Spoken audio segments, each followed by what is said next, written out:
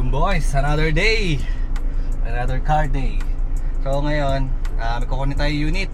Punta tayo sa Binyan. So kasama ko si Utol. Tapos may mga dala kaming mga tools, tsaka mga gamit na gagamitin doon. So hindi nga pala yung namaandar. And papaandarin natin. Hopefully may uwi natin siya ng tumatakbo. Pero may mga dala din tayo panghila kung sakali mang hindi umandar. So tara, samahan nyo ko guys. Samahan nyo kami. Dito muna tayo sa Petron. Papadiesel muna tayo.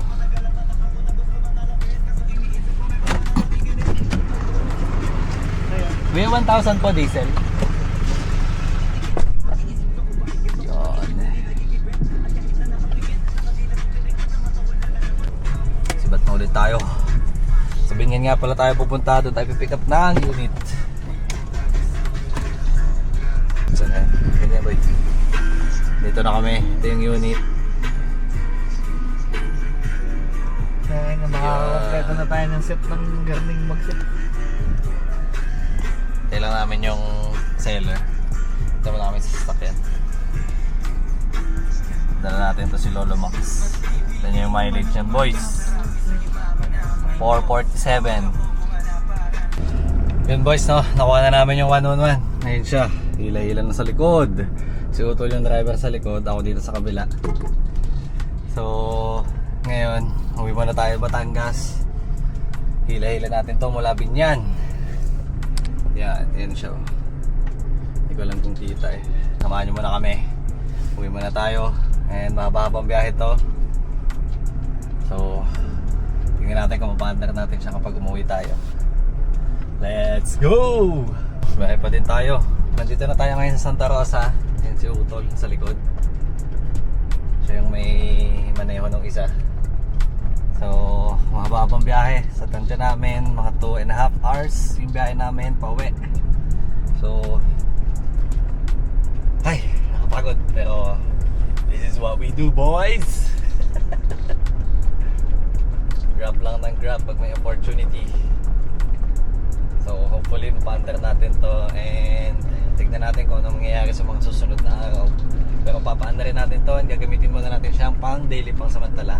Kasi wala pa tayong ginagamit ngayon, di ba? Yung mga kotse natin, mga nakatambak pa and walang umaandar. So, kumuha lang tayo ngayon ng isa. Feeling ko naman, kaya natin to. Kaso, nung nandun tayo, tinry natin magpalit na distributor tsaka ng starter. Pero, cranking lang siya. And I think, posibleng ECU yung problema. Pero hindi ko pa din sure, no? Check na lang natin pag uwi. Kasi, kailangan na natin umuwi. And mahaba-haba pa yung babiyahin natin. So sana kayanin. Kasi hila-hila lang namin tong kotse. And first time namin maghihila ng ganito kalayo. Medyo malayo siya actually. Mga 80 kilometers yata. So may tiwala naman ako dito sa sasakyan namin. Dito kay Lolo Max. Pero syempre iba pa din kasi malayo nga. So tingnan natin. Kompleto papers nga pala yun guys, no? Sa company nakapangalan pero with secretary's note tsaka iba pang papers na kailangan para ma-transfer sa atin. So sinabihan tayo nung seller na if ever daw na may tripan natin ibenta ulit siya. So sabihan lang daw sila kasi first car nila yan, family car nila, ang magkakapatid nung bata pa sila. And ngayon pinagkatiwala nila yun sa atin. Hopefully mapaandar natin and wala din naman tayong balak i-parts out yan kasi kailangan natin ng kotse. Hindi tayo pwedeng puro nakatambak lang na sasakyan tapos walang umaandar. So pipilitin natin yung mapaandar hopefully by this week para may magamit na tayo pan daily. And automatic nga pala yan. So since automatic, magagamit yan ni Mrs. So yun, haba pa ng biyahe natin guys, tapos traffic pa. So bahala na kung anong mangyayari, no? Basta umalaga, pauwi na tayo and nakuha na natin yung sasakyan. So balikan ko kayo mamaya guys pagka rolling na ulit kami kasi ngayon nasa stoplight tayo. Pahinga muna konti. Yan, stoplight. Ito yung mahirap guys kapag may hila. Stoplight. So ito yung biyahe natin, 2 hours. So haba-habang biyahe pauwi. Yan! Papahangin ko na kami boys.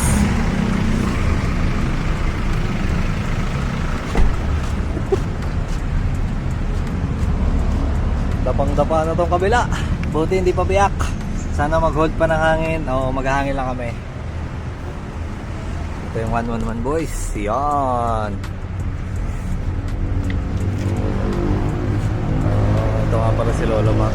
Ito yung setup namin ng pag-ila.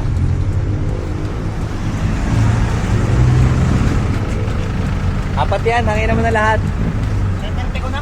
Ha? Tinerte ko na. Perte? Oo, pwede na yan. Para pagka may nadaanan tayong walang hanginan. Try mo nga i-crank ulit kaya. Ha? Try mo ulit i-crank mamaya. Dito lang kami sa Caltex, naghahangin lang si Utol. Tapusin lang natin yung paghahangin niya ng gulong, then sibat na ulit tayo. So meron pa tayong 2 hours na babihihin na hila. So mahaba-haba pa, pero kaya naman. And medyo sanay tayo maghila, no? Pero hindi ganito kalayo. So yun, balikan ko ulit kayo mamaya guys. Let's go, biyahe na ulit. Yun o, inabot na kami ng gabi. Nagka-problema guys, naputol yung tali natin. Masyado mahaba yung panghila namin. So naputol siya, kinain ng gulong. And kanina nag-ice kami. Hindi ko na lang na-videohan kasi nagmamadali na kami. And ayun, 7:15, 7:18 pala. And may lakad pa kami pagkatapos ito. So sana umabot pa kami. And pauwi pa lang kami hanggang ngayon. Dito na kami nga pala guys sa Tanawan. Yan. Konti pa, mga 30 minutes to 1 hour siguro. So, balikan ko na lang ulit kayo mamaya. Bye bye. Boys, no, nakawin na pala tayo. Balik kinabukasan na to. And naiuwi natin ng safe yung 111 natin. So ito siya. Yan. Problema niya, hindi pa din umaandar. So ngayong araw, kakalikutin natin tong kotse na to and tignan natin kung ano yung naging problema niya, ba't tayo niyang umandar. So tingin ko mahaba-haba pa tong linisan kasi ang dumi niya. Ayan. And maganda yung kaha niya, no? Malinis pa yung kaha niya. Wala naman ako nakikita ang problema doon sa kaha. So I think okay tayo dito sa kotse na to. Magagamit natin to pan daily. Pero syempre, ayusin muna natin, no, bago natin siya gamitin. So ayan. Ito yung makina niya guys, 4AFE 3rd gen. So kompleto yan. And cranking lang, walang kuryente yung distributor. So silipin natin to kung ano yung problema niya, ba't tayo niyang umandar. And balikan ko kayo mamaya. Palit lang tayong battery din. Charge natin to. Dala ako ng charger kasi nalobat na yung battery namin kahapon. Nadala.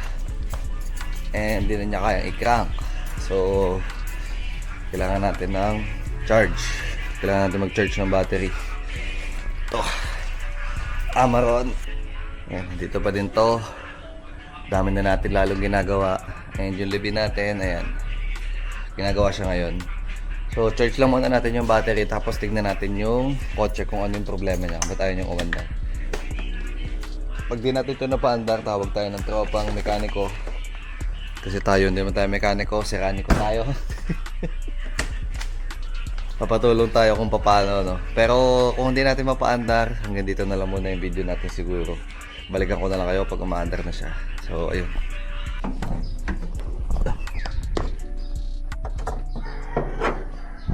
Ayan boys, kalikutin muna natin to. Pala tayong battery, tapos tignan natin kung mapapastart natin. Dry lang muna. Ay, ang init, walang bubong dito, no? So tis-tis. Charge din pala natin to kasi okay pa to. And madami tayong battery, naka-charge pa yung isa natin battery. So ito muna, try lang natin. So pakita ko sa inyo boys, cranking lang siya pero no start. Ito tayo dito sa loob. Hindi na rin pala nagana yung main switch niya ng bintana. So, okay lang yan. Ito, try natin. Ay, tingnan nyo boys, nabi pa niyang gas. Yan o, halos full tank. Hindi pala half tank.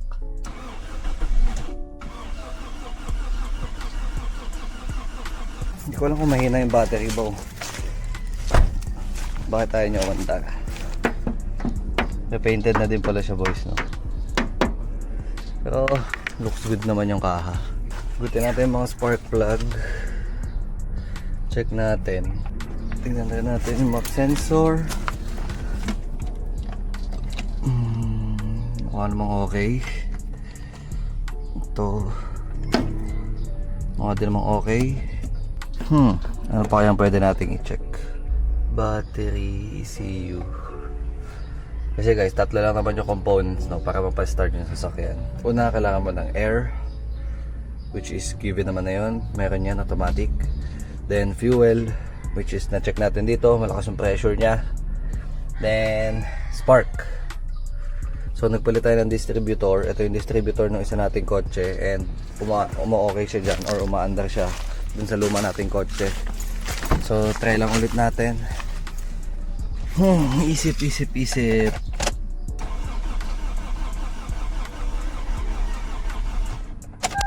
Ano guys, pause na ako.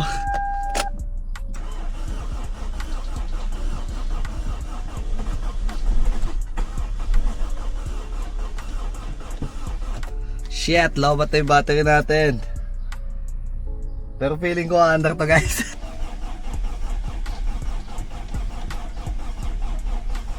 Shit, wala na, lobat na. Pero malapit na. So palit lang tayo na mas malakas na battery. Nag-charge na yung isang battery natin. Kanina pa yung naka-charge. So palitan lang natin to. Then check ulit natin kung aandar. Pero good sign, kasi halos umistart na siya kanina. Kailangan lang magtuloy-tuloy yun, no? So init. Ay, tanggalin muna natin to. Charge lang ulit natin siya guys. So pantry boys. Ay, ibang battery. Naubos na yung battery natin eh. So try natin ito isa.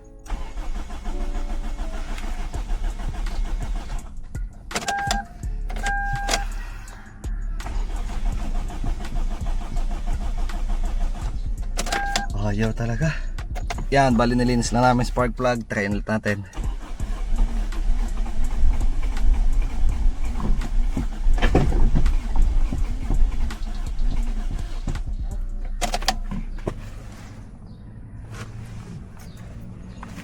Ayaw pa din.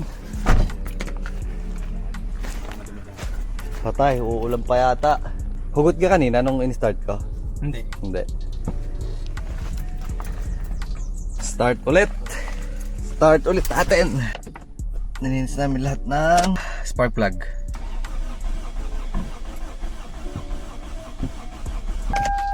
Isa pa. Nako, lobat. Lobat na. Ibang araw na nga pala to guys. Hindi natin napaandar yung kotse kahapon. Ngayon, bago tayo magkalikot, bili muna tayo ng pintura para doon sa libin, and kasi kailangan na yung anti-corrosion nun. So naubusan tayo, then bili muna tayo ngayon. Bili lang tayo ng anti-corrosion, tapos primer siguro, tapos dali natin doon sa baba, tapos kalikotin ulit natin yung kotse natin. So hindi ko alam kung anong problema nun, mukhang loose comp. Kailangan yata natin magpalit ng head and block,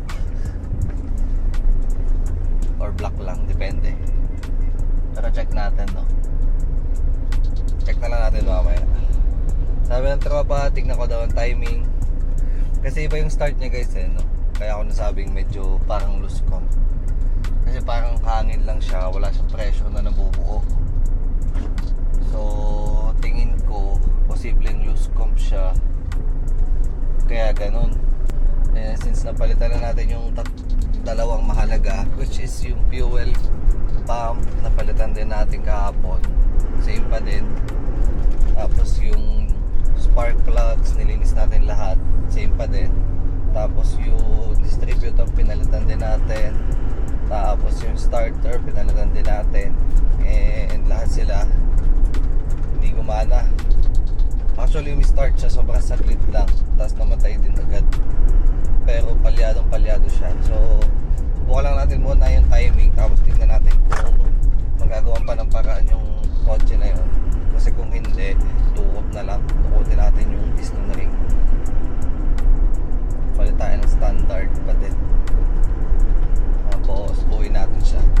So ayun, biliban na tayo ng kailangan natin para to sa Levin. Tapos simulan ulit natin yung ano naman natin. Tsaka pala yung test drive natin ngayon. Pero sa ibang video na lang yun. Test drive natin yung kulay green. Yung binubuo natin isa yung sa tropa. Kasi i-release na namin yun. Konti na lang yung kailangan doon. Yung na lang, preno sa likod. Nais ko na yung isa kahapon. Hindi ko lang natapos kasi may ginawa ulit tayong iba pa. So unahin lang natin siguro pala yun bago natin talikutin yung puti. And nakapag-charge na din tayo ng mga battery natin. So sana mapag-start natin siya. Check lang tayo ng mga iba pa, timing tsaka ECU. Pag hindi nakakuha sa timing, check natin yung ECU nya. Yan, biyahin na tayo. Bili muna tayo ng anti-corrosion brush tsaka yung mga thinner. Kailangan natin yun para doon sa libing. So pagkabalik natin, simulan na natin yung mga sasakyan doon sa baba. Dito na pala tayo sa paint shop.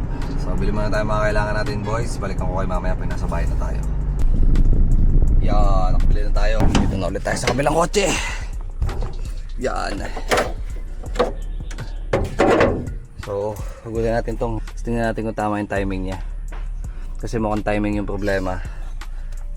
So hugutin muna natin, no. Tsaka palitan natin itong battery kasi lobat na din to. Yan boys, napaandar na natin siya. So tagin natin yung trani niya, no. Kung may delay nga. Wala naman delay. Uy, ito lang, kailangan natin itong palitan. Ito nyo yan. Saka yung power steering niya medyo masama na. So kailangan din natin yung ayusin.